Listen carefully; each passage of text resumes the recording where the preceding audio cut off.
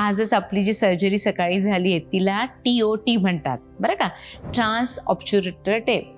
हसल्यावर, शिंकल्यावर, खोकल्यावर जे तुला युरिन बाहेर पडत होती आणि तुला पॅड वापरायला लागत होतं, तुला बाहेर जायची भीती वाटते, हे सगळं आजपासून संपणार आहे.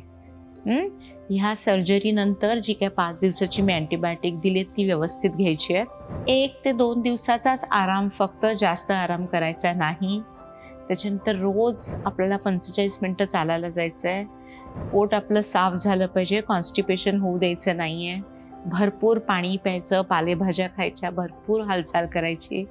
फक्त 2 पायांवर आपण बसतो ना, म्हणजे आपण स्क्वॅटिंग पोझिशनमध्ये, मलासनात, तर तेवढं फक्त नाही बसायचं आपल्याला, एक 4 ते 5 आठवडे. त्याचबरोबर संबंध ठेवायचा नाही आपल्याला 4-5 आठवडे, कारण आपले जे टाके असतात 2-3 ते योनिमार्गात असतात, तर त्याला धक्का नाही लागला पाहिजे. ती टेप थोडीशी सेटल होऊन त्याला एक 4 आठवड्याचा वेळ लागतो.